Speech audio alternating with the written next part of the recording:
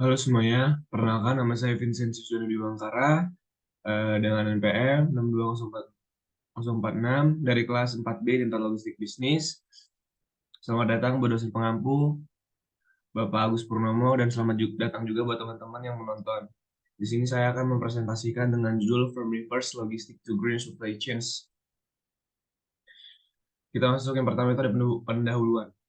Rantai pasokan adalah sistem yang kompleks yang mencakup semua kegiatan yang diperlukan untuk menghasilkan dan mengirimkan produk atau layanan kepada konsumen.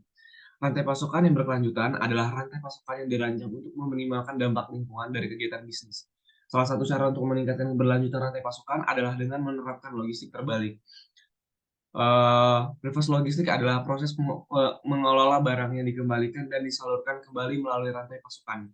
Tujuannya adalah untuk memulihkan nilai dari produk yang tidak diinginkan atau yang sudah tidak dapat digunakan lagi. Logistik terbalik dapat menjadi alat yang efektif untuk meningkatkan efisiensi dan efektivitas rantai pasokan, serta mengurangi dampak lingkungan dari kegiatan bisnis.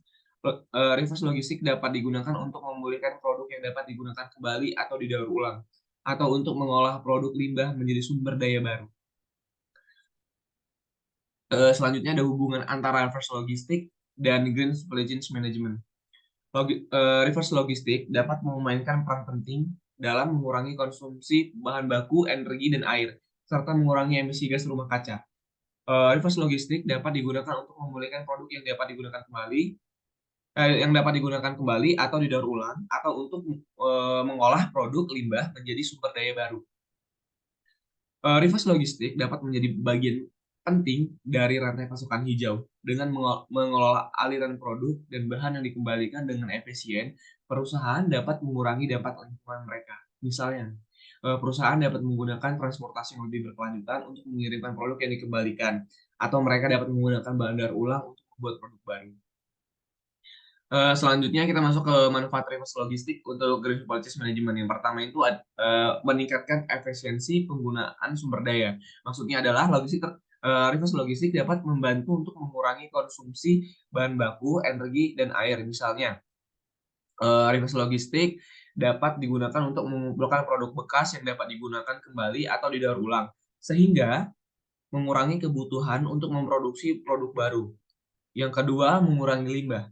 Eh, Reverse logistik dapat membantu untuk mengurangi jumlah limbah yang dibuang ke tempat pembuangan akhir. Misalnya nih, reverse logistik dapat digunakan untuk mengelola produk limbah menjadi sumber daya baru, seperti energi atau bahan baku. Yang ketiga, meningkatkan reputasi perusahaan. Perusahaan yang menerapkan reverse logistik dapat meningkatkan reputasi mereka sebagai perusahaan yang bertanggung jawab serta secara lingkungan. Selanjutnya, peluang dan tantangan. Terdapat beberapa tantangan yang terkait dengan penerapan reverse logistik dalam konteks green supply chains. Termasuk yang pertama itu ada biaya. Reverse logistik dapat meningkatkan biaya rantai pasokan. Misalnya perusahaan perlu mengeluarkan biaya untuk mengumpulkan, memproses dan mengolah produk limbah. Yang kedua, kompleksitas. Reverse logistik dapat menjadi proses yang kompleks dan membutuhkan koordinasi dari berbagai pihak di sepanjang rantai pasokan. Yang ketiga, ketersediaan teknologi. Teknologi yang diperlukan untuk menerapkan reverse logistik mungkin tidak tersedia atau tidak terjangkau. Namun, terdapat juga beberapa peluang yang terkait dengan penerapan reverse logistik, termasuk yang pertama itu ada peningkatan efisiensi. Reverse logistik dapat membantu untuk meningkatkan efisiensi rantai pasokan, misalnya reverse logistik dapat membantu untuk mengurangi biaya transportasi dan penyimpanan. Yang kedua, peningkatan nilai. Reverse logistik dapat membantu untuk meningkatkan nilai produk atau layanan, misalnya produk yang dapat digunakan kembali atau didaur ulang dapat dijual dengan harga yang lebih tinggi daripada produk baru. Yang ketiga, penciptaan lapangan kerja. Reverse logistik dapat menciptakan lapangan kerja baru di bidang pengumpulan, pengolahan, dan daur ulang limbah. Yang terakhir, kesimpulan, reverse logistik dapat memainkan peran dan penting dalam meningkatkan keberlanjutan rantai pasokan. Reverse logistik dapat membantu untuk mengurangi konsumsi bahan baku, energi, dan air, serta mengurangi emisi gas rumah kaca.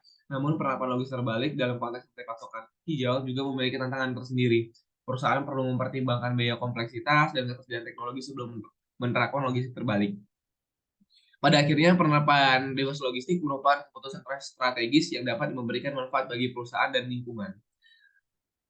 Mungkin sekian presentasi dari saya. Jika ada salah kata, mohon dimaafkan. Saya akhiri. Terima kasih.